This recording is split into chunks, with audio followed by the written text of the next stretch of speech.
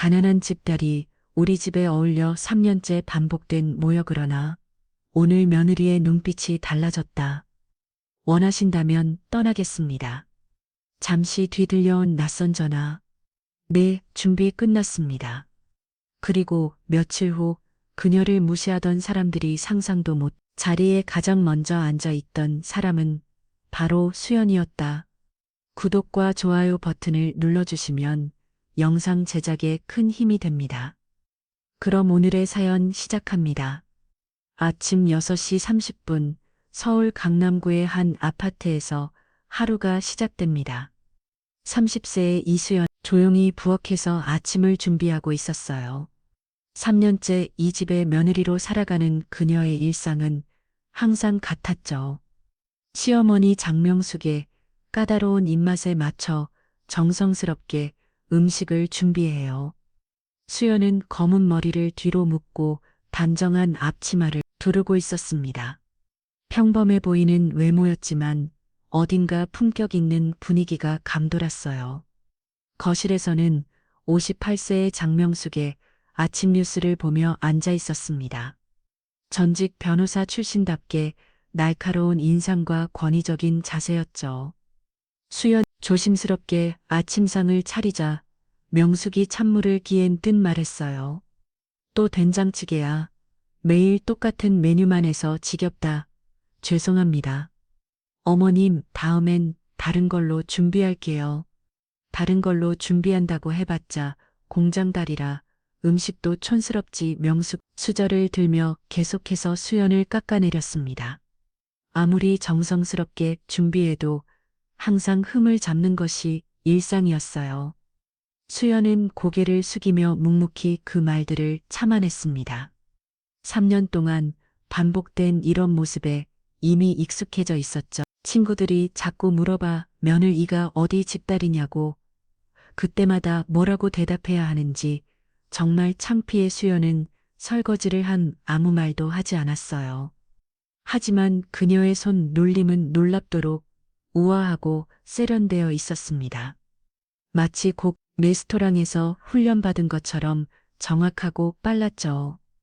이상하게도 공장 노동자 따르기에서는 나올 수 없는 손 놀림이었어요. 그때 수연의 휴대폰이 짧게 진동했습니다.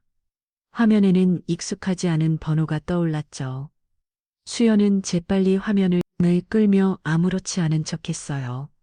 하지만 그 순간 그녀의 눈빛이 미묘하게 변했습니다. 어머님, 저 잠시 베란다에서 전화 좀 받을게요. 누구 전화인데? 또 공장 친구들이야. 내 옛날 직장 동료예요. 수연은 베란다로 나가서 조용히 전화를 받았습니다. 목소리를 최대한 낮춰 누군가와 짧은 대화를 나눴어요. 거실에서는 명숙이 의심스럽게 그 모습을 바라봤습니다. 전화를 마친 수연이 다시 부엌으로 돌아왔어요. 평소와 다름없는 얼굴이었지만 어딘가 확신 찬 분위기였죠. 무슨 전화였어? 별거 아니에요. 그냥 안부 인사였어요. 그때 남편 박도윤이 출근 준비를 하며 거실로 나왔습니다. 35세의 변호사인 그는 언제나 바쁜 일상에 쫓기는 모습이었어요. 수연아, 오늘 저녁 늦을 것 같아. 네, 알겠어요. 식사는 따로 드세요. 아들아, 이번 주말에 친척 모임이 있다고 했지. 네, 어머니 큰아버지 댁에서 하는 거죠. 그래, 그런데 수연이가 가도 될지 모르겠어. 도연은 넥타이를 매며 어머니를 바라봤습니다. 왜요? 당연히 같이 가야죠. 친척들 앞에서 창피하잖아. 공정달이라고 하면. 수연은 그 말을 들으며 접시를 정리하고 있었어요. 표정 하나 변하지 않았지만 손에 힘이 들어가는 게 보였습니다. 도연은 잠시 망설이다가 시기를 보며 서둘러 말했어요. 어머니, 그런 말씀 마세요. 먼저 가볼게요. 도연이 나간 후 거실에는 명숙과 수연만 남았습니다. 어색한 침묵이 흘렀고 거숙은 다시 한번 수연을 훑어봤어요. 너도 알아야 해. 우리 집안이 어떤 집안인지. 변호사 집안의 공정다리. 들어온 게 얼마나 부담인지 수연은 여전히 아무 말하지 않았습니다. 하지만 그녀가 닫고 있던 와인잔을 보면 이상한 점이 있었어요. 그건 고급 크리스탈의 잔이었는데 수연은 마치 익숙한 듯 다뤘습니다. 공장 노동자 딸이 그 비싼 잔을 알 리가 없는데 말이죠. 오늘 마트 가서 장 좀 봐와 목록 써줄게. 네, 어머님. 오후에 다녀올게요. 명숙이 손목시계를 보며 일어났습니다. 그 시계는 명품 브랜드였는데 수연이 잠깐 그것을 바라봤어요. 그 눈빛은 그 시계의 정확한 가격을 알고 있는 듯한 표정이 스쳤습니다. 나는 친구들 만나러 나갈 테니까 집 잘 봐. 내일 조심히 다녀오세요. 명목이 나간 후 수연은 혼자 남은 거실을 정리하기 시작했어요. 그런데 그녀의 움직임을 자세히 보면 우아하고 체계적이었습니다. 마치 고급 호텔에서 훈련받은 직원처럼 완벽한 동선이었죠. 수연은 창문을 열어 환기를 시키며 잠시 밖을 바라봤어요. 강남의 고층 빌딩들이 한눈에 들어오는 전망이었습니다. 그녀의 눈빛은 묘한 그리움과 확신이 동시에 담겨 있었어요. 그때 다시 휴대폰이 울렸습니다. 이번에는 화면에 아무 이름도 뜨지 않은 채 번호만 표시됐죠. 수연은 주변을 한번 둘러본 후 조심스럽게 전화를 받았어요. 네, 안녕하세요. 전화 너머 나이든 남성의 목소리가 들려왔습니다. 네, 잘 지내고 있어요. 곧 끝날 것 같아요. 조금만 더 기다려주세요. 수연은 통화를 마치고 휴대폰을 내려놨어요. 그리고는 거울에 비친 자신의 모습을 잠시 바라봤습니다. 평범한 며느리의 모습이었지만 그 눈빛만은 예사롭지 않았어요. 곧 모든 것이 바뀔 거라는 확신이 그녀의 얼굴에 스며 있었습니다. 3년 동안 참고 기다려온 시간이 거의 끝나가고 있었어요. 수연은 작은 미소를 지으며 다시 집안일을 시작했습니다. 마지막 며칠만 더 이 모습으로 버텨내면 되는 거였죠. 오후 2시 아파트 단지 내 커뮤니티 센터에서 부녀의 모임이 열렸습니다. 수연은 명숙의 지시에 따라 간식을 준비해서 참석했어요. 10여 명의 아줌마들이 둘 앉아 각종 아파트 현안을 논의하고 있었죠. 명숙은 모임의 회장 역할을 하며 당당한 모습으로 앉아 있었습니다. 회장님, 오늘 간식이 정말 맛있네요. 우리 며느리가 준비한 거예요. 그렇도록 괜찮죠. 수연은 구석에 조용히 앉아서 차를 따라주고 있었어요. 다른 부녀 의원들은 수연을 관심 있게 바라봤습니다. 며느리분이 참 얌전하시네요. 어디서 일하셨어요? 순간 모임장이 조용해졌고 명숙의 표정이 미묘하게 변했어요. 그냥 공장에서 일했어요. 어떤 공장이요? 요즘 공장도 좋은 곳 많잖아요. 명숙은 잠시 망설이다가 마지막에 대답했습니다. 자동차 부품 만드는 공장이었어요. 부녀 회원들 사이에서 미묘한 시선 교환이 오갔어요. 변호사 집안의 며느리가 공장 출신이라는 사실이 의외였던 거죠. 아, 그러시구나. 그래도 성실하게 일하신 거네요. 요즘 젊은 분들 일자리 구하기 힘든데 대단해요. 사람들의 호의적인 반응에 명숙은 점점 불편했어요. 마치 자신이 동정받는 것 같은 기분이 들었던 거죠. 뭐, 대단해요? 그냥 먹고 살려고 한 거지. 분위기가 갑자기 어색해졌습니다. 수연은 여전히 조용히 차를 따라주며 너 말도 하지 않았어요. 그래도 며느리 분이 정말 예 바르시네요. 보기에도 차분하고 좋으셔요.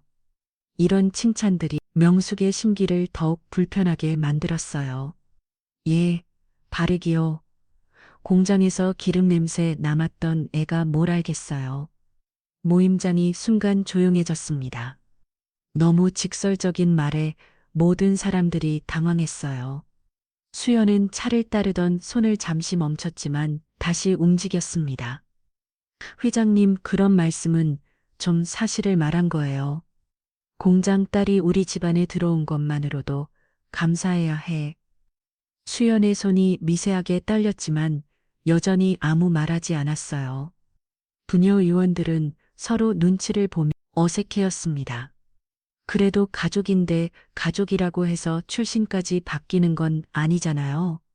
친구들한테 며느리 직업 물어보면 뭐라고 탑해야 하는지 명숙은 계속해서 수연을 깎아내렸어요. 죄송합니다. 제가 부족해서 수연이 처음으로 입을 열자 모든 시선이 그녀에게 집중됐어요. 부족한 게 아니라 아예 격이 다른 거지. 변호사 집안이 어떤 집안인지 알기나 해. 부녀의 완들은 점점 더 불편했어요. 회장님, 오늘 날씨가 참 좋네요. 다른 이야기 해요. 하지만 명숙 멈추지 않았습니다. 우리 도연이가 얼마나 좋은 조건인데 공장 딸과 결혼해서 수연은 차잔을 정리하며 묵묵히 그 모욕을 참아냈어요. 하지만 그녀의 손 놀림을 자세히 보면 매우 우아했습니다. 차잔을 다루는 방식이 마치 다도를 배운 사람 같았어요. 며느리 분 괜찮으세요? 네, 괜찮습니다. 어머님 말씀이 맞아요. 수연의 차분한 대답에 부녀의 완들은 더욱 안타까워했어요. 그때 한 부녀의 완이 수연의 가방을 유심히 바라봤어요. 작지만 고급스러운 디자인의 가방이었거든요. 며느리 분 가방이 참 예쁘네요. 어디서 사셨어요? 수연은 잠시 당황하는 표정을 지었어요. 아, 이건 선물 받은 거예요. 누가 선물해 줬는데 친구가 기념으로 줬어요. 명숙은 의심스럽게 그 가방을 바라봤습니다. 친구분이 센스가 좋으시네요. 고급스러워 보여요. 이런 반응들이 명숙은 더욱 자극했어요. 고급스럽긴요. 공장 친구들이 뭘 알겠어요. 아마 작통일 거예요. 진짜 명품은 비싸거든요. 수연은 가방을 무릎 위에 올리며 조용히 말했어요. 네, 아마 그럴 거예요. 하지만 가방을 자세히 본 부녀의 완중 한 명이 놀란 표정을 지었어요. 그녀는 명품에 관심이 많아서 진짜인지 구별할 수 있었거든요. 어머, 이거 혹시 수연이 재빨리 그녀의 말을 막았습니다. 이수연 차분함 정말 아무것도 아니에요. 그녀의 완은 의아한 표정을 지었지만 더 이상 말하지 않았어요. 모임이 끝날 무렵 명숙은 마지막으로 한마디 더 던졌어요. 여러분도 이해하시죠? 집안 격차라는 게 있잖아요. 아무리 노력해도 태생은 바뀌지 않는 거예요. 부녀의 완들은 어색하게 고개를 끄덕이며 자리를 정리했어요. 수연은 간식 그릇들을 챙기며 여전히 조용했습니다. 모임장을 나서며 한 부녀의 완 수연에게 다가와 속삭였어요. 며느리분 힘내세요. 너무 속상해하지 마세요. 감사합니다. 괜찮아요. 집으로 돌아가는 길에 명숙은 기분이 좋아 보였어요. 오늘 사람들 반응 봤지 다들 이해하더라.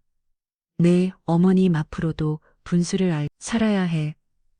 수연은 고개를 끄덕이며 명숙은 따라 걸었어요. 하지만 그녀의 눈빛에는 차가운 모험가가 스며들고 있었습니다. 3년 동안 쌓인 모욕이 서서히 분노로 변해가고 있었죠. 집에 도착해서 수연은 혼자 부엌에서 설거지를 했어요. 그때 휴대폰에 문자 하나가 왔습니다. 상황은 어떠신지요? 라는 간단한 내용이었어요.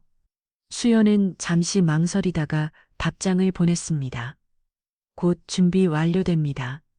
그리고는 휴대폰을 내려놓고 찬물에 손을 담갔어요.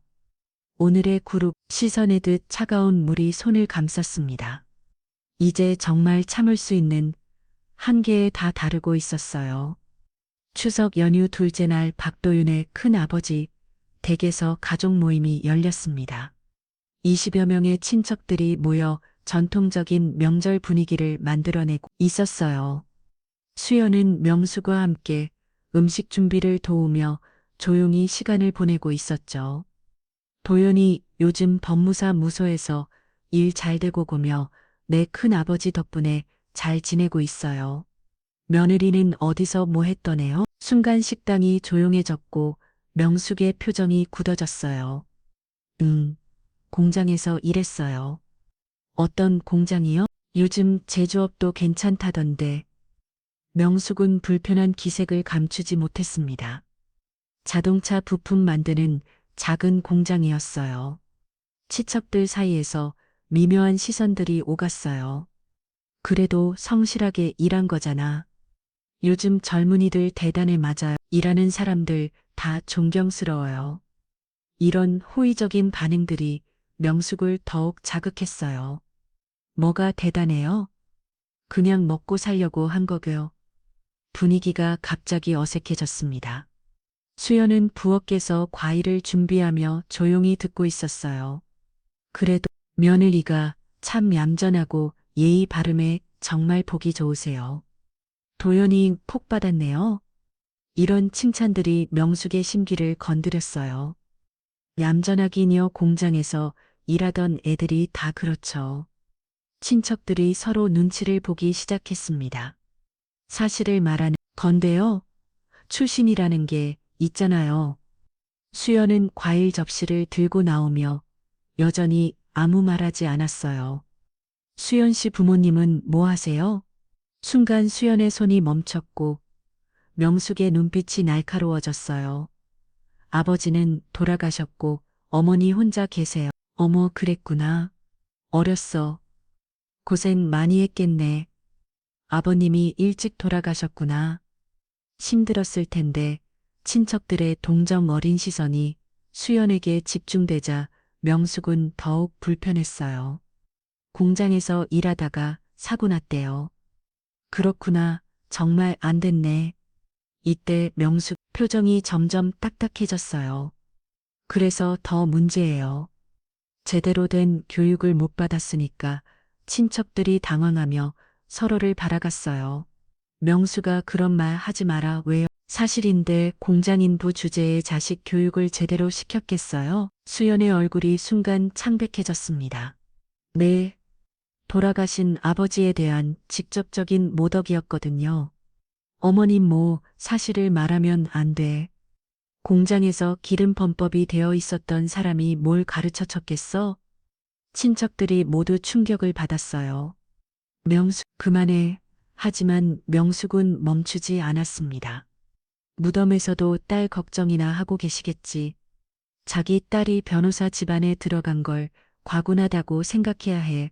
수연의 눈에 눈물이 고였지만 참고 있었어요. 하지만 그녀의 손은 주먹을 꽉 쥐고 있었습니다. 아버지를 그렇게 말씀하시면 안 됩니다. 안 되긴 뭐가 안 돼? 사실인데 도인은 옆에서 난처한 표정을 지으며 아무 말도 하지 못했어요. 어머니 그만하세요. 너도 이제 와서 그런 소리 하지 마. 공장 딸하고 결혼해서 우리 집안 체면 다 깎아먹은 주제에 친척들은 더 이상 참을 수 없다는 표정을 지었어요. 명수가 손 넘었다. 당장 그만둬. 그때 수연이 천천히 일어났습니다. 그녀의 얼굴에는 이 전과는 완전히 다른 도정이 떠올랐어요. 어머님 모든 사람들이 수연을 바라봤습니다. 제가 부족한 건 인정하겠습니다. 하지만 돌아가신 제 아버지를 그렇게 모독하시면 안 됩니다. 명숙은 수연의 달라진 태도에 당황했어요. 뭐, 내가 지금 나한테 되더라? 되드는 게 아니라 손을 지켜달라는 겁니다. 아무리 며느리라도 아버지 욕은 들을 수 없어요. 친척들이 수연의 편을 들기 시작했어요. 수연이 말이 맞다. 너무 심했어. 정말 돌아가신 분 얘기는 하면 안 되죠. 이런 반응에 명숙은 더욱 흥분했어요. 뭐 다들 공장딸 편을 들겠다는 거야? 수연은 눈물을 닦으며 조용히 말했어요. 어머님이 그렇게 원하신다면 저 이제 이 집에서 나가겠습니다. 모든 사람들이 놀라며 수연을 바라봤어요. 수연아, 갑자기 무슨 소리야? 참 년 동안 참고 살았는데 이제 한계예요. 아버지 모두까지는 참을 수 없어요. 명숙은 예상치 못한 수연의 반응에 당황했습니다. 야, 갑자기 뭔 소리야? 어머님께서 원하시던 대로 해드릴게요. 공장딸은 이 집안에 어울리 많으니까요. 친척들이 당황하며 만류하기 시작했어요. 주연아, 그러지 마라. 화가 나도 가족인데. 하지만 수연의 결심은 확고해도였어요. 감사하지만 이미 결정했어요. 어머님이 원하시는 면을 일을 새로 구하세요. 그리고는 조용히 자리에서 일어나 밖으로 나갔습니다. 도연이 급히 따라 나갔지만 수연은 돌아보지 않았어요. 집안에는 어색한 침묵이 흘렀고 모든 시선이 명숙에게 집중됐습니다. 명숙아, 이번엔 내가 너무 심했다. 명숙은 급작스러운 상황 어쩔 줄 몰랐어요. 설마 진짜 나가겠어? 밖에서는 도연이 수연을 붙잡고 있었어요. 수연아, 어머니가 화나서 그런 거야. 들어가자 됐어요. 이미 끝났어요. 무슨 소리야? 갑자기 왜 이래? 앞으로 후회하실 텐데 그때는 이미 늦을 거예요. 수연의 마지막 말에는 묘한 확신이 담겨 있었어요. 마치 무언가를 내잇는 듯한 여유로운 목소리였죠. 그날 밤 수연은 정말로 집을 나갔습니다. 3년 동안 참고 견뎌온 모든 것이 마침내 끝나버린 거였어요. 이제 모든 것이 바뀔 때가 온 것 같았습니다. 수연이 집을 나간 지 3일이 지났습니다. 명수는 불안한 마음을 감추며 평소처럼 친구들과 만나기로 했어요. 강남의 한 고급 카페에서 열리는 모임이었죠. 5명의 부유한 아줌마들이 모여 각자의 근황을 나누고 있었습니다. 명수가 요즘 어때? 며느리는 잘 지내? 명숙은 잠시 당황했지만 태어난 척했어요. 그냥 그래, 별일 없어. 며느리가 공장 출신이라며 좀 적응하기 힘들겠네. 그러게 말이야. 격이 다르니까 힘들지. 친구들은 동정 어린 시선을 보냈어요. 그래도 순종적이면 괜찮잖아. 순종적이긴 하지 뭘 알아야 말이라도 하지. 그때 카페 입구로 누군가 들어왔어요. 명숙이 돌아 수연이었습니다. 하지만 3일 전과는 완전히 다른 모습이었어요. 수연은 고급스러운 베이지색 코트를 입고 있었습니다. 머리는 우아하게 웨이브를 넣어내렸고 화장도 세련되게 했어요. 명품 가방을 들고 있는 모습이 마치 다른 사람 같았죠. 수연이? 수연이 명숙 쪽으로 다가왔어요. 친구들은 호기심 어린 눈으로 수연을 바라봤습니다. 안녕하세요. 어머님 친구분들과 계시는군요. 명숙은 수연의 달라진 모습에 어리둥절했어요. 너 어디서 뭐 했어? 너 갑자기 왜 이렇게 잠시 바깥 정리 좀 하고 있었어요. 친구들이 수연을 자세히 바라봤어요. 어머, 며느리분이 정말 예쁘시네요. 옷도 참 고급스럽게 입으셨어요. 명숙은 친구들의 반응이 조금 불편했어요. 뭐가 고급스러워, 그냥 평범한 거지. 그때 친구 중 한 명이 수연의 가방을 유심히 바라봤어요. 혹시 가방이 에르메스인가요? 수연은 잠시 망설이는 표정을 지었어요. 아, 이거요. 선물 받은 건데요. 와, 정말 예쁘네요. 누가 선물해 주셨어요? 명숙이 끼어들었습니다. 몽잠 친구들이 선물했대. 아마 작통일 거야. 하지만 친구는 명품의 전문가였어요. 어머, 이건 진짜 같은데요? 스티칭이랑 금속 부분 봐요. 수연은 조용히 미소를 지었어요. 잘 모르겠어요. 그냥 예뻐서 들고 다녀요. 친구들이 더욱 관심을 보이기 시작했어요. 며느리분, 어디서 일하셨다고 했죠? 명숙이 재빨리 대답했습니다. 공장에서 부품 만드는 일했어. 아, 그래도 요즘 제조업 괜찮다던데요. 그때 수연이 조용히 입을 열었어요. 제조업 전망이 그리 밝지는 않아요. 모든 사람들이 수연을 바라봤습니다. 특히 자동차 부품 산업은 향후 5년간 구조조정이 불가피할 거예요. 친구들이 놀란 표정을 지었어요. 어머, 그런 걸 어떻게 아세요? 일하면서 자연스럽게 알게 됐어요. 전기차 전환으로 기존 부품 수요가 급감하거든요. 명숙은 수연의 전문적인 말에 당황했어요. 너가 그런 걸 언제부터 알았어요? 관심 있으면 자연스럽게 배우게 되죠. 친구들은 수연의 지식에 감탄했어요. 와, 정말 똑똑하시네요. 그때 다른 친구가 부동산 이야기를 꺼냈어요. 요즘 강남 아파트 값이 어떨 것 같아요? 명숙과 친구들은 각자 의견을 말했지만 애매했어요. 하지만 수연은 확신에 찬 목소리로 말했습니다. 강남 3구는 향후 3년간 15% 정도 하락할 거예요. 어머, 그렇게 확신하세요? 금리 인상과 공급 증가가 맞물려서요. 특히 재건축 물량이 되고 출시될 예정이거든요. 친구들이 더욱 놀라며 후연을 바라봤어요. 정말 전문가 같으세요. 어디서 그런 정보를 얻으세요? 수연은 의미심장한 미소를 지었어요. 여러 루트가 있어요. 명숙은 점점 더 불편해졌어요. 수연이 알고 있는 게 너무 많았거든요. 너 요즘 어디서 지내고 있어? 괜찮은 곳에서 지내고 있어요. 괜찮은 곳이 어디야? 곧 알려드릴게. 그때 수연의 휴대폰이 울렸어요. 화면을 보던 수연의 표정이 약간 진지해졌습니다. 죄송해요. 급한 연락이라서요. 수연은 자리에서 일어나 전화를 받았어요. 네, 말씀하세요. 멀리서 들려오는 목소리는 매우 정중했어요. 네, 내일 오전 준비 완료했습니다. 자료는 이미 검토 마쳤고요. 친구들이 호기심 어린 눈으로 수연을 바라봤어요. 전화를 마친 수연이 돌아왔습니다. 무슨 일이세요? 새로 시작하는 일 때문이에요. 새로 시작하는 일? 뭔데? 곧 알게 되실 거예요. 수연의 대답은 항상 모호했어요. 하지만 확신에 찬 태도였죠. 며느리분 정말 신비로우시네요. 똑똑하시고 우아하시고 완전 달라 보여요. 명숙은 친구들의 칭찬이 쏙 좋지 않았어요. 뭐가 달라? 그냥 평범 공장다리야.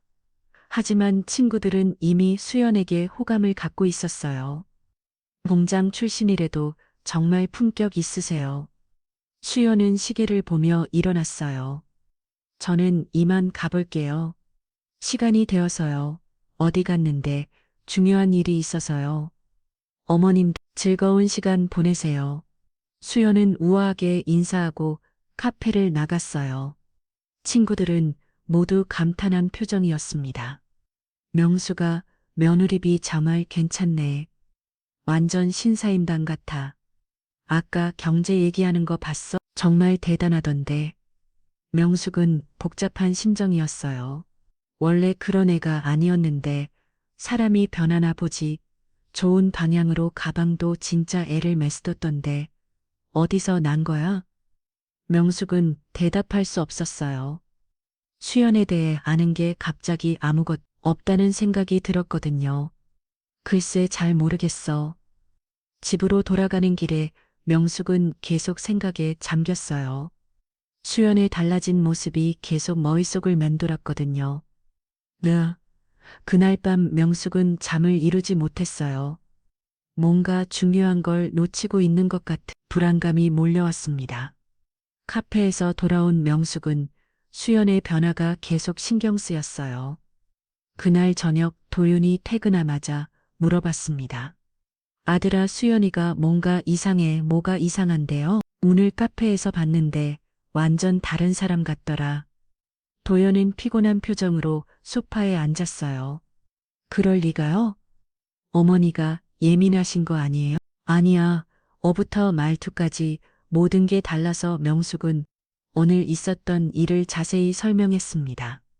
명품 가방 전문적인 경제 지식 달라던 분위기까지. 그래도 수연이가 뭘 숨기겠어요? 그게 문제야. 우리가 아는 수연이가 아니었어. 날 아침 명숙은 더 이상 참을 수 없었어요. 수연이 어디서 지내는지 알아보기로 결심했죠. 먼저 수연의 친구 미정에게 전화를 걸었습니다. 미정 씨, 저 수연이의 어머니예요. 안녕하세요. 무슨 일이세요? 수연이가 요즘 어디서 지내는지 아세요? 저도 잘 모르겠어요. 연락이 안 되더라고요.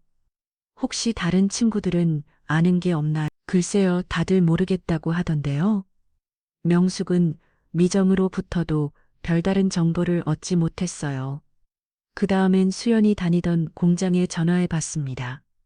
혹시 이 수연 씨 아세요? 3년 전까지 다니던 수연 씨요? 그 분은 진짜 그만두셨는데요. 그만둔 후에 어디로 갔는지 아세요? 저희도 모르겠어요. 연락처도 바뀌었고요. 이상했어요. 수연에 대한 정보를 아무도 모르고 있었거든요. 오후에 명숙은 직접 수연을 찾아보기로 했어요.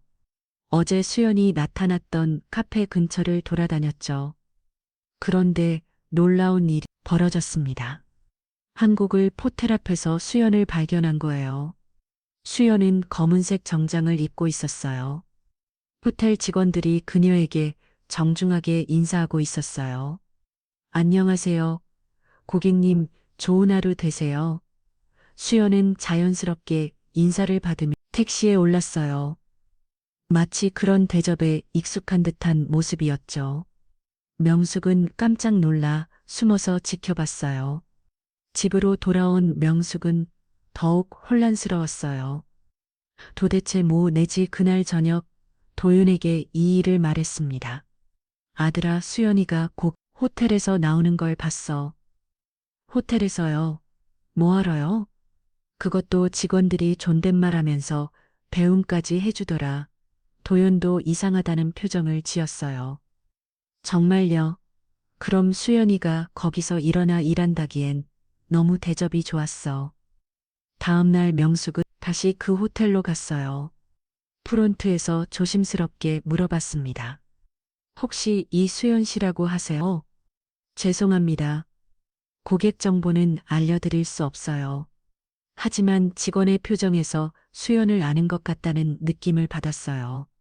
혹시 수연님과 관련된 분이세요? 네, 저 시어머니인데요. 직원이 잠시 망설이더니 조심스럽게 말했어요. 자세한 건 말씀드리기 어렵지만 중요한 분이세요. 명명은 더욱 궁금해졌어요. 중요한 분이라니 무슨 뜻인지 알 수 없었죠. 그 주말 명숙은 또 다른 이상한 일을 목격했어요. 아파트 앞에 고급 승용차가 와서 기다리고 있었거든요. 운전기사가 정중하게 인사하며 뒷문을 열어주는 모습이 보였어요. 그리고 그 차에서 내린 사람은 다름 아닌 수연이었습니다. 수연은 우아한 원피스를 있었어요. 머리도 전문 미용실에서 한 것처럼 완벽했죠. 명숙은 베란다에서 이 모든 걸 지켜봤어요. 저게 정말 우리 며느리 이하 수연이 아파트로 들어오는 걸 보고 명숙은 급히 현관으로 나갔어요.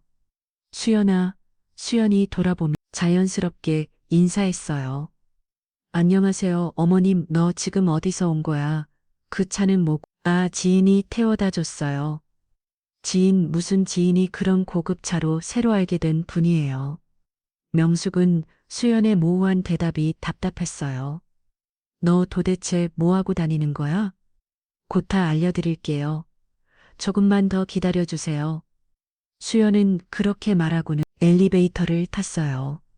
명숙은 그 자리에 서서 멍하니 수연을 바라봤죠. 그날 밤 도윤이 돌아오자 명숙은 모든 녹을 털어놨어요. 아들아, 수연이가 정말 이상해.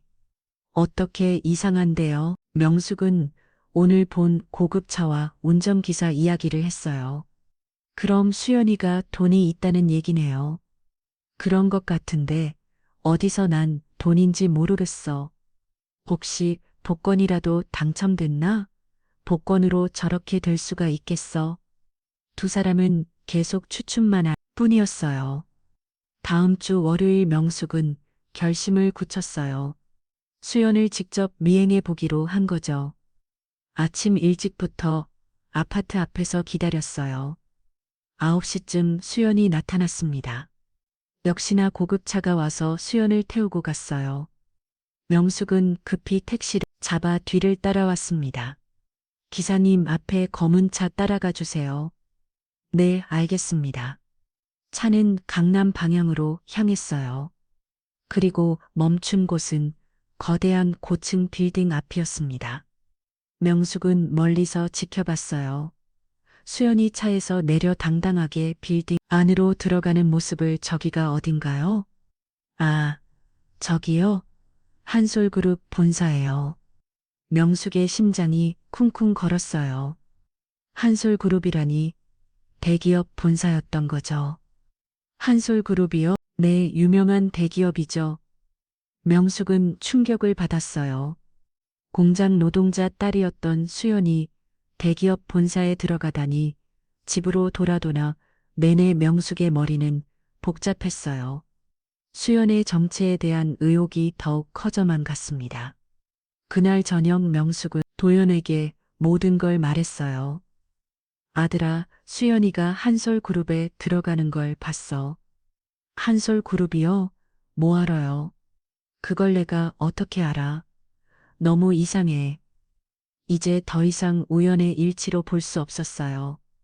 분명히 수연에게는 큰 비밀이 있다 확신이 들었습니다. 내일은 반드시 진실을 알아내야겠다고 다짐했어요. 그날 밤 명숙은 한 잔도 못 잤어요. 수연이 한솔 극읍 본사에 들어가는 모습이 계속 떠올랐거든요. 도대체 공장 노동자 딸이 그런 곳에서 뭘 하는 건지 알 수 없었죠. 다음 날 아침 명숙은 더 이상 참을 수 없었어요. 직접 수연에게 전화를 걸어 따져 물어보기로 했죠. 수연아, 아야, 네 어머님, 무슨 일이세요? 너 어제 한솔그룹에 갔었지? 수연은 잠시 침묵했어요. 어떻게 아셨어요? 내가 봤어. 너도 대체 거기서 뭐 했어? 일 때문에 갔었어요. 일 무슨 일이야? 고 직접 말씀드릴게요. 또 그 모호한 대답이었어요. 명숙은 답답해서 미칠 것 같았죠. 곧이 언제야? 자꾸 그런 식으로 말하지 말고 지금 당장 말해. 어머님 성급해하지 마세요. 이번 주 금요일이면 모든 게 밝혀질 거예요. 금요일 뭐가 밝혀진다는 거야? 그때까지만 기다려주세요. 수연은 그렇게 말하고 전화를 끊어버렸어요. 명숙은 휴대폰을 든 채 멍하니 서 있을 수밖에 없었죠. 그날 오후 명숙은 예상치 못한 전화를 받았어요. 명숙과 너의 며느리 정말 대단하더라. 무슨 소리야? 내가 아는 사람이 한솔그룹에서 일하는데 명숙의 심장이 쿵쿵거렸어요. 거기서 이수연이라는 사람이 화제라고 하더라. 화제? 뭔 화제? 젊은 여성 임원이 새로 왔는데 엄청 똑똑하다는 거야. 명숙은 말을 잃었어요. 혹시 너의 며느리 맞아? 이름이 같거든. 글쎄 잘 모르겠어. 한번 확인해봐. 정말 똑같은 이름이야. 전화를 끊은 후 명숙은 온몸이 떨렸어요. 설마 정말 수연이 한솔그룹 임원이라는 건가요? 저녁에 도윤이 돌아오자 즉시 이 얘기를 했어요. 아들아 큰일이야. 뭐가 큰일이에. 수연이가 한솔그룹 임원이 때도 몰라. 도윤은 믿을 수 없다는 표정을 지었어요. 그럴 리가요. 수연이가 임원이라니 친구가 그렇게 말하더라고. 설마 공장 출신이 대기업 임원이 될 수가 있나. 하지만 명숙은 이제 확신하기 시작했어요. 수연의 모든 변화가 설명되는 거였죠. 다음 날 아침 명숙은 또 다른 이상한 일을 목격했어요. 집 앞에 고급 택배 트럭이 와서 대기하고 있었거든요. 이수연님 등 맞나요? 네, 만났던 뭐 때문이에요. VIP 배송 서비스입니다. 택배 기사가 들고 온 건 고급 브랜드 박수들이었어요. 샤넬, 구찌, LMS 등 이게 다 뭐예요? 수연님이 주문하신 물건들이에요. 명숙은 깜짝 놀랐어요. 이런 명품들을 살 돈이 수연에게 어디 있다는 거죠. 그때 수연이 나타났어요. 아, 택배 왔구나. 수고하셨어요. 네, 수연님, 다음에도 이용해 주세요. 택배 기사는 정말 공손하게 인사하고 갔어요. 마치 수연이 VIP 고객인 것처럼 말이죠. 수연아, 이게 다 뭐야? 아, 필요한 것들 좀 샀어요. 필요한 것들이 이런 명품들이야. 곧 필요할 것 같아서요. 또 그 모호한 대답이었어요. 너 돈은 어디서? 그것도 금요일에 설명드릴게요. 명숙은 정말 답답했어요. 그날 오후 명숙은 수연 아파트에서 나가는 걸 봤어요. 하지만 이번엔 다른 차가 와서 기다리고 있었죠. 더 고급스러운 검은색 벤츠였어요. 운전기사도 정장을 입고 있었고요. 수연님 준비되셨나요? 네, 가족 수연은 자연스럽게 뒷자리에 앉았어요. 원래부터 그런 대접에 익숙한 것처럼 명숙은 베란다에서 이 모든 걸 지켜보며 혼란스러웠어요. 도대체 수연의 정체가 뭔지 전혀 알 수 없었거든요. 그날 저녁 도윤과 함께 저녁을 먹으며 말했어요. 아들아, 나 정말 모르겠어. 수연이가 도대체 누구인지 그래도 우리가 아는 수연이잖아요. 아니요. 완전 다른 사람 같아. 목요일 오후 명숙은 결정적인 순간을 목격했어요. 수연이 집으로 돌아오는데 함께 온 사람이 있었거든요. 정장을 입은 중년 남성이었어요. 그는 수연에게 정말 정중하게 대하고 있었죠. 수연, 내일 준비 다 되셨죠? 네, 모든 준비 완료했어요. 그럼 내일 오전 10시에 뵙겠습니다. 네, 알겠습니다. 그 남성이 떠단 후 명숙은 급히 수연에게 다가갔어요. 수연아, 방금 그 사람 누구야? 내일 만나실 분이에요. 내가 만난다고 무슨 소리야? 어머님과 도윤 씨, 내일 오전 10시에 한솔그룹 본사로 와주세요. 명숙은 깜짝 놀랐어요. 한솔그룹의 왜 모든 궁금증이 해결될 거예요. 이제 더 이상 숨길 필요가 없거든요. 수연의 눈빛에는 묘한 확신이 담겨 있었어요. 너 정말 뭔가 숨기고 있었구나. 네, 3년 동안 숨기고 있었어요. 하지만 내일이면 모든 게 밝혀질 거예요. 그날 밤 명숙은 전혀 잠을 잘 수 없었어요. 내일이면 수연의 모든 비밀이 드러날 거라는 생각에 불안하고 초조했죠. 도연도 마찬가지였어요. 어머니 정말 내일 가야 하나요? 그래야겠지. 이제 알 때도 됐어. 드디어 금요일 아침이 밝았어요.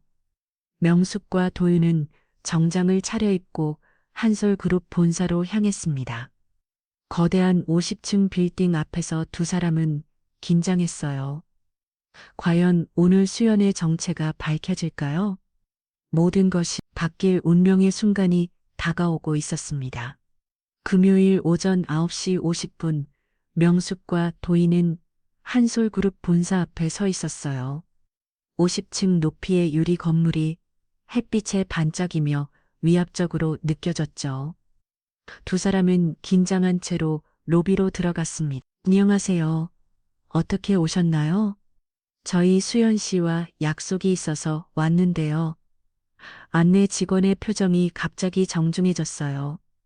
아, 수연님과 약속이시군요. 잠시만 기다려주세요. 안내 직원이 전화를 걸더니 곧 다른 직원이 나타났어요. 안녕하세요. 수연님께서 기다리고 계십니다. 수연이가 여기서 기다리고 있다고요. 네, 50층 전무실에서 뵙겠습니다. 명숙과 도희는 서로 놀란 눈으로 쳐다봤어요. 전무실이라니 대체 무슨 일인지 알 수 없었죠. 엘리베이터를 타고 50층으로 올라가는 동안 두 사람은 말이 없었어요. 긴장감이 최고조에 다르잖았거든요. 엘리베이터 문이 열리자 넓은 비서실이 나타났습니다. 고급스러운 인테리어와 현대적인 분위기였어요. 이쪽으로 오세요. 비서가 안내한 곳은 거대한 사무실이었어요. 문 앞에는 전무 있어 이수연이라는 명패가 붙어 있었죠. 명숙과 도희는 그 명패를 보고 깜짝 놀랐어요. 이게 뭐야? 비서가 문을 열었습니다. 넓고 고급스러운 사무실 안에서 수연이 일어나 그들을 맞았어요. 하지만 이전의 수연과는 완전히 달랐습니다. 검은색 정장을 완벽하게 차려입고 머리는 우아하게 올렸어요. 화장도 프로페셔널하게 온몸에서 카리스마가 느껴졌죠. 어서 오세요. 기다리고 있었어요. 명숙과 도희는 입을 벌린 채 수연을 바라봤어요. 마치 완전히 다른 사람을 보는 것 같았거든요. 수연아, 이게 다 뭐야? 앉으세요. 차근차근 설명해 드릴게요. 수연은 여유롭게 자신의 책상 뒤 의자에 앉았어요. 그 모습이 정말 대기업 임원 같았죠. 수연아, 여기가 내 사무실이요? 네, 제 사무실이에요. 전무 있어 라고 문에 적혀 있던데. 맞아요. 전 한솔그룹 전무 있어요. 두 사람은 충격으로 말을 잃었어요. 그럼 내가 정말 대기업 임원이라는 거야. 정확히는 한솔그룹 창극주의 소녀예요. 명숙의 얼굴이 창백해졌어요. 소녀 무슨 소리야? 저는 한솔그룹 이찬호 회장의 친소녀입니다. 3년 전부터 할아버지 명령으로 일반인 체험을 하고 있었어요. 도희는 의자에 주저앉았어요. 그럼 공장에서 일했다는 건 할아버지께서 밑바닥부터 경험해 보라고 하셨어요. 진짜 사회가 어떤 건지 알아야 한다면서요. 명숙은 머리가 하얘졌어요. 그럼 내가 3년 동안 네 재벌과 상속녀를 공장 딸이라고 무시하신 거예요. 그 순간 문이 열리며 나이든 남성이 들어왔어요. 75세쯤 되어 보이는 위험 있는 노인이었죠. 우리 소녀 잘 보고 계시는군요. 수연이 일어나서 인사했어요. 할아버지 오셨네요. 응, 인사드려야지. 이찬호 회장이 영숙과 도윤에게 다가왔어요. 안녕하세요. 한솔그룹 이찬호입니다. 두 사람은 어땠더란 채로 일어나 인사했어요. 아, 안녕하세요. 저 말이 나오지 않았어요. 한국의 대표적 기업가 앞에서 어떻게 행동해야 할지 몰랐거든요. 우리 소녀가 4년 동안 신세 많이 졌네요.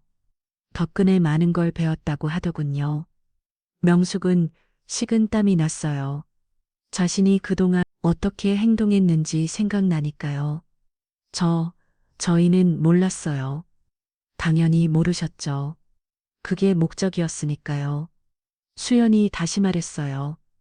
참여간의 체험이 어제로 끝났어요. 이제 정식으로 회사 업무를 시작하게 됐죠. 도연은 아직도 믿기지 않는다는 표정이었어요.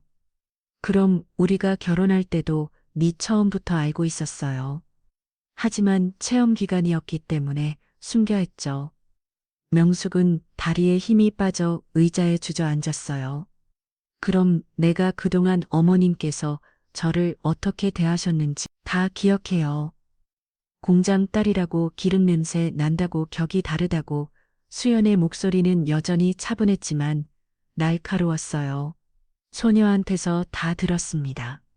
특히 지난주 추석 때 일도요. 명숙은 얼굴이 새하얘졌어요. 아버지를 모독했던 그 일이 떠올랐거든요. 죄송합니다. 정말 몰랐어요. 몰랐다고 해서 모든 게 없던 일이 될까요? 3년 동안 받은 모욕이 사라질까요? 도연도 이제 심각성을 깨달았어요. 수연아, 나도 미안하다고요. 도연 씨는 저를 진짜 사랑해서 결혼한 게 아니잖아요. 도연이 당황했어요. 무슨 소리야? 나는 너를 편했으니까. 결혼한 거죠. 순종적이고 말 잘 듣는 아내가 필요했던 거고요. 이창후 회장이 일어났어요. 이제 상황이 바뀌었네요. 우리 소녀는 더 이상 잠을 필요가 없으니까요. 수연도 일어나서 창밖을 바라봤어요. 강남의 차이어 시내가 한눈에 내려다 보이는 전망이었죠. 3년 동안 정말 많은 걸 배웠어요. 특히 사람을 어떻게 판단해야 하는지 말이에요. 명숙과 도윤은 아무 말도 할 수 없었어요. 공원이 완전히 뒤바뀌어 버린 거였죠. 공장 노동자 딸이라고 무시했던 며느리가 실제로는 재벌과 상속녀였던 거예요. 그것도 한국의 대표적 기업 상속녀였죠. 이제 진짜 현실을 마주할 시간이 왔습니다. 이창후 회장이 나간 후 사무실에는 수연, 명숙, 도윤만 남았어요. 어색한 침묵이 흘러고 명숙과 도희는 여전히 충격에서 헤어나지 못했죠. 수연은 의자에 앉아서 차분하게 두 사람을 바라봤어요. 이제 진실을 다 말씀드릴게요. 진실 도윤 씨가 저에 대해 알고 있었다는 사실이요? 도연의 얼굴이 순간 창백해졌어요. 무슨 소리야? 나는 몰랐어. 정말요? 수연은 책상 서랍에서 파일 하나를 꺼냈어요. 이걸 보시죠. 파일을 펼치자 도연의 사진과 신상 정보가 나왔어요. 그리고 여러 문서들이 첨부되어 있었죠. 도연 씨는 결혼 전부터 제 정체를 알고 있었어요. 그럴 일은 나는 정말 몰랐다고. 2022년 3월 15일 강남역 카페에서 만난 사람 비었나요? 도윤의 표정이 굳어졌어요. 우리 그룹 민사팀 차장이었죠. 그때 제 정체에 대해 모든 걸 들으셨잖아요. 명숙이 도윤을 찾아봤어요. 아들아, 이게 무슨 소리야? 도윤은 더 이상 부정할 수 없었어요. 그건 솔직히 말씀하세요. 도윤은 한숨을 크게 쉬었어요. 맞아. 알고 있었어. 명숙은 믿을 수 없다는 표정을 지었어요. 뭐라고? 너가 알고 있었다고? 인사팀에서 연락이 왔어. 특별한 제안이 있다고. 어떤 제안이었는지 말씀해 보세요. 도연은 고기를 숙했어요. 수연이와 결혼하면 나중에 한솔그룹과 계약 기회를 주겠다고. 명숙은 충격을 받았어요. 그럼 처음부터 계산된 결혼이었다는 거야? 네, 맞아요. 도연 씨는 저를 사랑해서 결혼한 게 아니에요. 미래의 이익을 위해서 접근한 거죠. 도연은 변명하려 했어요. 처음엔 그랬지만 시간이 지나면서 정말 좋아하게 됐어. 좋아하게 됐다고요. 그럼 어머님이 저를 무시할 때 막지 않으셨어요? 도연은 할 말이 없었어요. 왜 공장 딸이라고 무시당할 때 침묵하셨을까? 진짜 사랑했다면 그럴 수 있었을까요? 명숙도 아들이 믿어지지 않았어요. 도연아, 그럼 내가 나한테 거짓말한 거야? 어머니한테는 정말 말할 수 없었어요. 왜 말할 수 어머니가 반대하실 것 같아서 수연이 냉소적으로 웃었어요. 반대하실 것 같다. 저라 재벌과 상속률을 반대하실 이유가 있나요? 도연은 대답하지 못했어요. 진짜 이유는 다르죠. 제가 평범한 며느린 척해야 계획이 성공하니까요. 명숙은 점점 더 화가 났어요. 그럼 나만 바보처럼 모르고 있었다는 거야? 어머님은 정말 모르셨어요. 도연 씨 혼자만 알고 있었죠. 그때 수연이 내 선전화를 눌렀어요. 김 부장님 들어와 주세요. 잠시 후 정장을 입은 중년 남성이 들어왔어요. 네, 전무님 박도윤 변호사 건 어떻게 됐나요? 김 부장이 서리를 펼쳤어요. 법무법인과의 모든 계약을 해지했습니다. 도연이 깜짝 놀랐어요. 계약 해지 무슨 소리야? 저희 그룹과 거래하던 모든 법무법인에 통보했어요. 박도윤 변호사와는 거래하지 말라고요. 도연의 얼굴이 새하얘졌어요. 수연아, 그거는 너무하는 거 아니야? 너무해요? 3년 동안 저를 속이고 이용한 건 너무하지 않나? 김 부장이 계속 보고 있어요. 그리고 다른 대기업들에도 정보를 공유했습니다. 다른 대기업들에도 네 앞으로 박 변호사님 취업이 어려울 거예요. 도윤은 잘망적인 표정을 지었어요. 수연아, 제발 제발요. 제가 3년 동안 얼마나 제발했는지 아세요? 명숙도 이제 심각성을 깨달았어요. 수연아, 우리가 잘못했어. 잘못했다고요. 수연이 일어나서 창가로 갔어요. 어머님은 저를 공장 딸이라고 무시하셨죠. 기름 냄새 나는다고, 격이 다르다고 하셨고요. 심지어 돌아가신 제 아버지까지 모두 극하셨죠. 명숙은 고개를 숙했어요.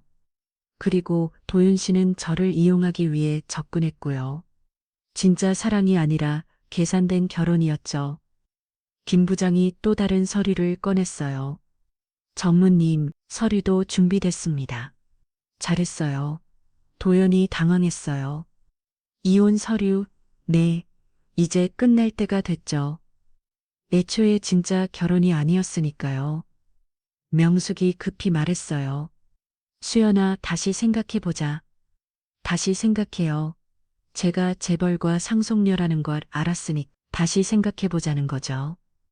명숙은 할 말이 없었어요. 공장 딸일 때는 넷조 줄이야 하시더니 재벌과 상속녀라니까 다시 붙잡으려 하셨죠. 수연은 이혼 서류에 설명했어요. 이제 정말 끝이에요. 앞으로는 남남으로 지내죠. 도윤과 명숙 잘망적인 표정을 지었어요. 모든 게 한순간에 무너져 내렸거든요. 김 부장님, 두 분을 배웅해드려요. 네, 전무님 명목과 도윤은 어쩔 수 없이 자리에서 일어났어요. 수연은 마지막에 도윤이 도와서 수연은 마지막 말했어요. 3년 동안 정말 많은 걸 배웠어요. 특히 사람의 진짜 모습을 보는 법을요. 두 사람이 나간 후 수연은 혼자 남았어요. 창밖을 바라보며 깊은 숨을 쉬었습니다. 이제 진짜 복수가 시작될 때였어요. 다음 날 아침 명숙, 도연은 현실의 무게를 느끼기 시작했어요. 도연의 휴대폰에는 회사에서 긴급 연락이 와 있었거든요. 여보세요. 네, 박도윤입니다. 도윤 씨 사무실로 당장 와주세요. 알겠습니다. 도연이 회사에 도착하자 분위기가 심상치 않았어요. 동료들의 시선이 모두 차가웠거든요.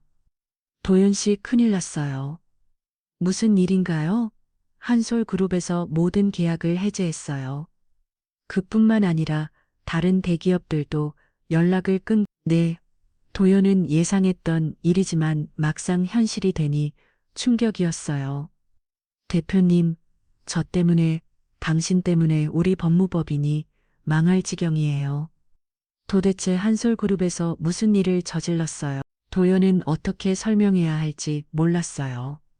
그게 개인적인 문제가 개인적인 문제로 회사 전체가 피해를 보잖아요. 당장 사표나세요. 도연은 10년 동안 다니던 회사에서 쫓겨났어요. 한편 명숙도 자신만의 시련을 겪고 있었어요. 부동산 중개업을 하고 있던 그녀에게도 변화가 찾아왔거든요. 오후에 단골 고객이 전화를 걸어왔어요. 사장님 죄송한데 계약 취소하려고요. 갑자기 왜요? 거의 다듬 건데 다른 곳에서 더 좋은 조건을 제시해서요. 하루에 3건의 계약이 연달아 취소됐어요. 이상하게도 모두 같은 이유였죠. 명숙은 불안해지기 시작했어요. 그날 저녁 집으로 돌아온 도희는 절망에 빠져 있었어요. 어머니, 저 해고당했어요. 뭐라고? 한솔그룹이 모든 계약을 끊었다고 이상해. 오늘 계약이 3건이나 취소됐어. 두 사람은 서로 불안한 눈으로 바라봤어요. 다음 날 더 충격적인 일이 벌어졌어요. 명숙의 부동산 사무소 앞에 고급 승용차가 멈췄거든요.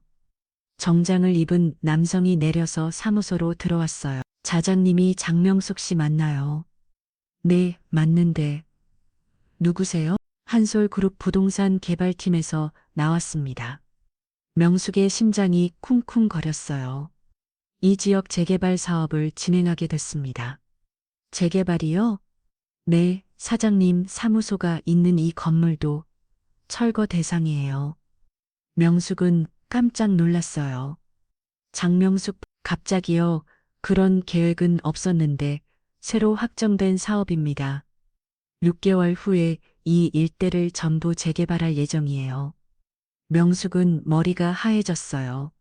사무소를 옮겨야 한다는 것도 문제지만 고객들이 떠날 게 뻔했거든요. 그럼 저는 어떻게 해야 하나요? 다른 곳으로 이전하시면 됩니다. 보상금은 최소한으로만 지급될 예정이고요. 그 남성이 떠난 후 명숙은 주저앉았어요. 20년 동안 운영해온 사무소가 무너지는 순간이었거든요. 저녁에 도윤과 만나 이 일을 상의했어요. 아들아, 우리 완전히 망했어? 저도 취업이 안 돼요. 어디서도 받아주지 않아요?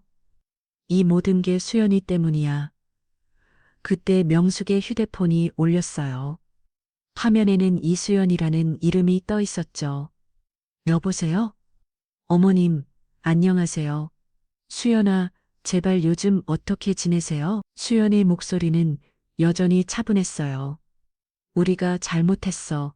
용서해줘, 용서야. 3년 동안 저를 무시하실 때는 언제고 정말 몰랐다고 내가 그런 신분인 줄 신분이 중요한가요?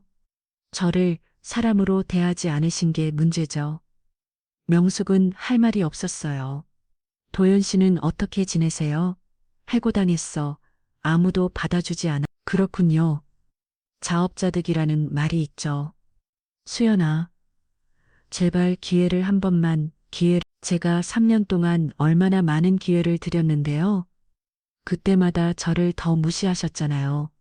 명숙은 눈물이 났어요.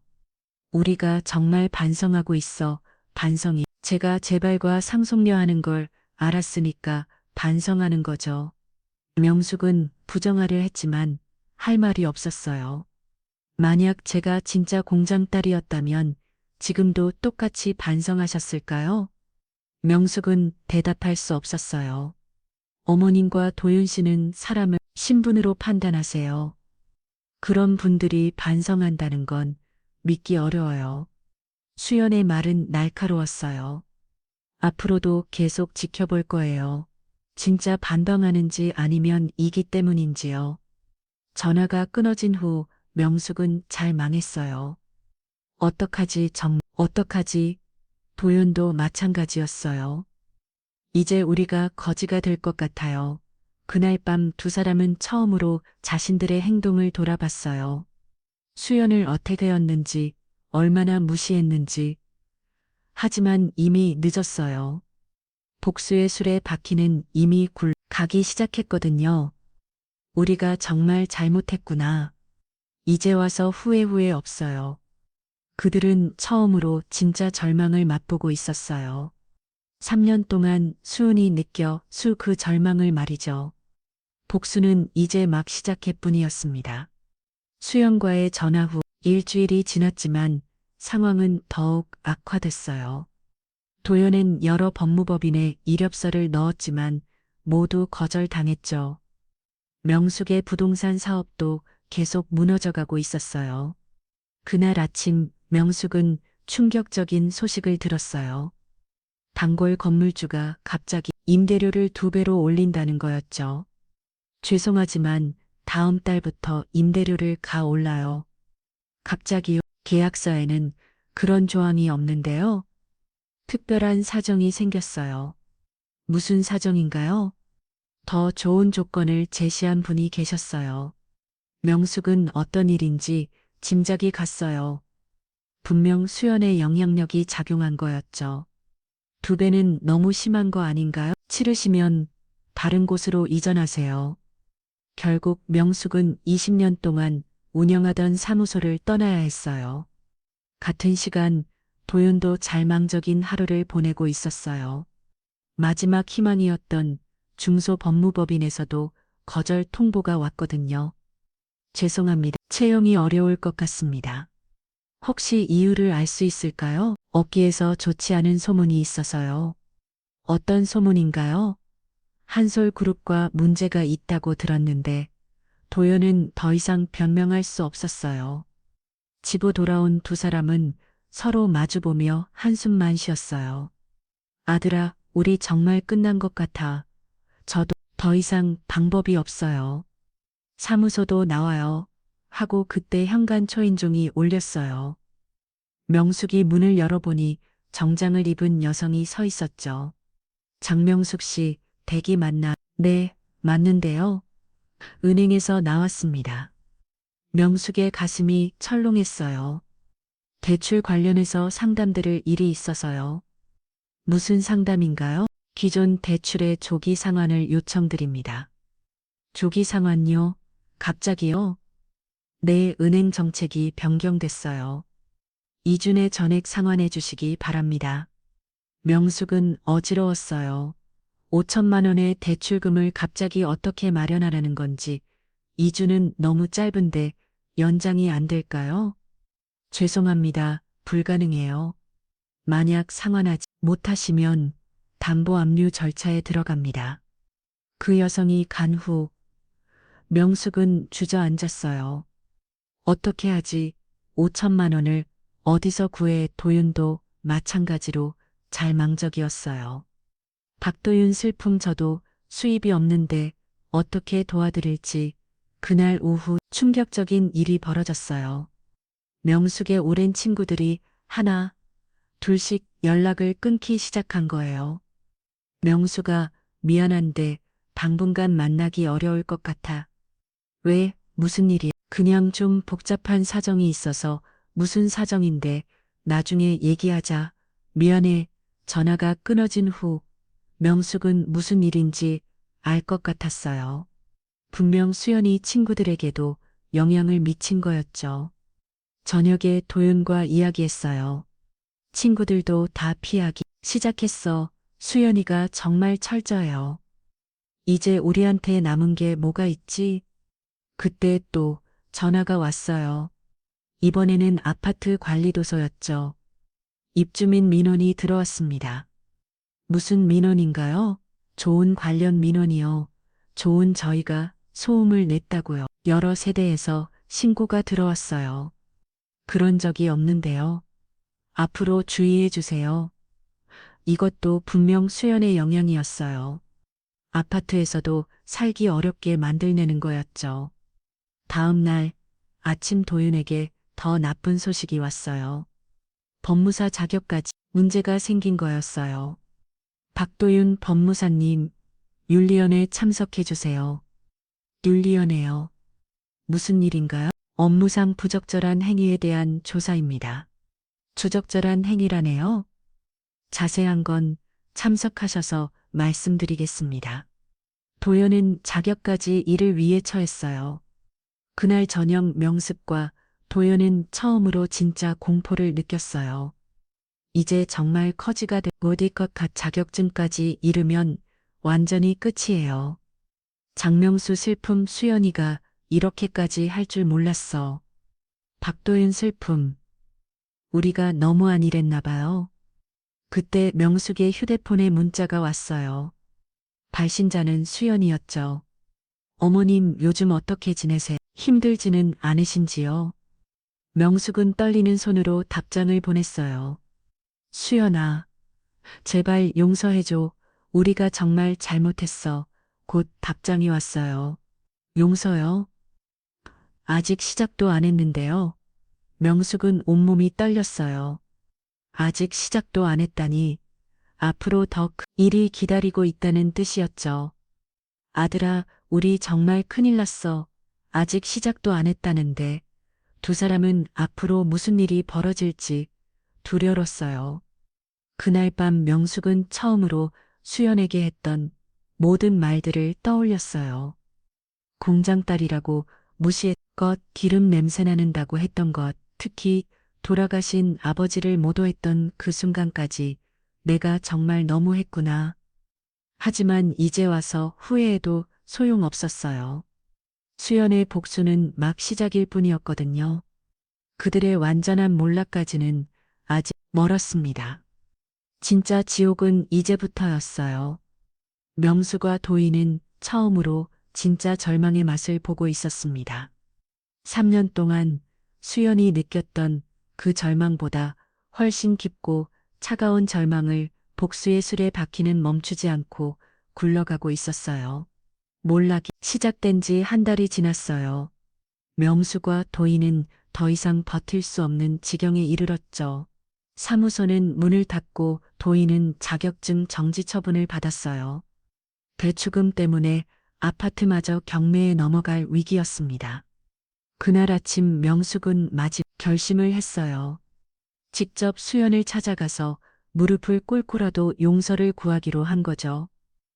아들아, 나 수연이한테 가볼게. 어머니 소용없을 거예요. 그래도 한 번 더 시도해봐야지. 명숙은 한솔그룹 본사로 향했어요. 초라한 옷차림에 수척해진 얼굴이었지만 포기할 수 없었죠. 로비에서 안내 데스크에 다가갔어요. 안녕하세요. 무엇을 도와드릴까요? 이수연 전무님을 만나고 싶은데요. 약속은 있으신가요? 없는데 정말 급한 일이에요. 죄송하지만 약속 없이는 어려우세요. 명숙은 로비 의자에 앉아서 기다리기 시작했어요. 몇 시간이고 기다릴 각오였거든요. 오후 3시쯤 수연이 로비로 내려왔어요. 우아한 정장을 입고 당당한 모습이었죠. 수연은 명수군을 보고 잠시 멈춰 섰어요. 이수연 차분함 어머님, 여기서 뭐 하세요? 명숙은 급히 일어나서 수연에게 다가갔어요. 수연아, 제발 한 번만 얘기할 수 있을까? 수연은 주변을 둘러본 후 조용히 말했어요. 사무실로 올라오세요. 두 사람은 엘리베이터를 타고 50층으로 올라갔어요. 수연의 사무실에 도착하자 명숙은 주눅 들었어요. 앉으세요. 무슨 말씀이세요? 명숙은 깊은 숨을 쉬고 입을 열었어요. 수연아, 우리가 정말 잘못했어. 잘못했다고요? 3년 동안 너를 그렇게 대한 게 정말 미안해. 수연은 무표정하게 명수군을 바라봤어요. 미안하다고 해서 모든 게 해결될까요? 나도 알아 하지. 제발. 명숙은 눈에서 눈물이 흘렀어요. 우리 도윤이도 일자리를 잃었고 수연의 목소리는 여전히 차가웠어요. 제발 용서해줘. 다시는 그런 일 없을 거야. 다시는 그런 일이 없다고요. 어머님은 지금도 저를 진심으로 며느리라고 생각하세요. 명숙은 할 말이 없었어요. 수연의 말이 맞았거든요. 그래도 만약 제가 진짜 공장 딸이었다면 어땠을까요? 지금처럼 용서를 구하러 오셨을까? 명숙은 고개를 숙였어요. 어머님은 사람을 신분으로 판단하세요. 그런 분이 진심으로 반성한다고 믿기 어려워요. 그때 명숙이 갑자기 무릎을 꿇었어요. 수연아, 제발 나를 용서해줘. 정말 잘못했다고 생각해. 수연은 무릎 꿇은 명숙은을 내려다 봤어요. 일어나세요. 용서해줄 때까지 안 일어날 거야. 일어나라고 했어요. 수연의 목소리에 권위가 느껴졌어요. 명숙은 어쩔 수 없이 일어났죠. 어머님, 용서는 해드릴게요. 명숙의 얼굴이 밝아졌어요. 정말 용서해주는 거야? 네, 용서해드려요. 하지만 관계 회복은 불가능해요. 명숙의 표정이 다시 어두워졌어요. 관계 회복이 불가능하다니 3년 동안 받은 상처가 쉽게 지워질까요? 특히 돌아가신 제 아버지를 모독하신 건 명숙은 그대를 떠올리며 고개를 숙였어요. 용서는 하지만 잊을 수는 없어요. 그럼 도연이랑 나는 어떻게 해야 해? 그건 어머님이 알아서 하셔야죠. 다만 앞으로는 괴롭히지 않겠어요. 명숙은 안도했지만 동시에 아쉬웠어요. 괴롭히지 않는다는 건 더 이상 적극적인 방해는 하지 않겠다는 뜻이에요. 하지만 도움도 드리지 않을 거고요. 명숙은 이해했어요. 최소한의 평안은 얻었지만 예전으로 돌아갈 수는 없다는 거였죠. 그럼 도연이 일자리는 그것도 스스로 해결하세요. 다만 제가 적극적으로 방해하지는 않겠어요.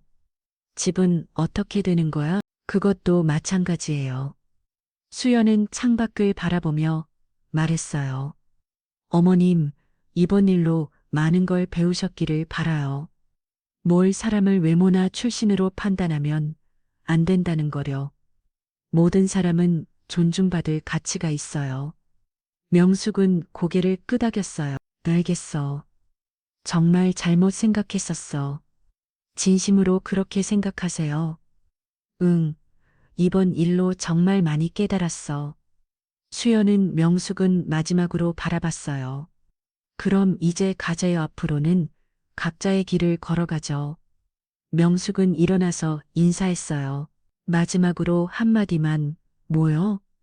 너 정말 훌륭한 사람이야. 내가 널 제대로 못 봤었어. 수연의 표정이 조금 부드러워졌어요. 감사해요. 어머님도 앞으로는 더 좋은 사람이 되시길 바라요. 명숙이 사무실을 나가며 마지막으로 돌아갔어요. 수연은 창밖을 바라보며 깊은 생각에 잠겨 있었죠. 잠겨 있었죠. 엘리베이터를 타고 내려가며 명숙은 복잡한 심정이었어요. 용서는 받았지만 모든 게 예전 같지는 않을 거라는 걸 알았거든요. 하지만 적어도 더 이상의 고통은 없을 거라는 안도감이 있었어요.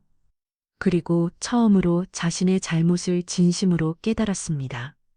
이제 진짜 새로운 시작을 해야 할 때였어요. 명수과의 마지막 대면이 끝났는지 6개월이 지났어요. 수연은 한솔그룹의 정식 후계자로서 새로운 삶을 살고 있었죠. 회사는 그녀의 리더십 아래 더욱 성장하고 있었고 수연 자신도 진정한 성숙을 이루고 있었어요. 그날 오후 수연은 할아버지와 함께 차를 마시고 있었습니다. 우리 소녀 요즘 정말 듬직해 보인다, 할아버지 덕분이에요. 작년간의 경험이 헛되지 않았구나. 수연은 창밖을 바라보며 그동안을 돌아봤어요.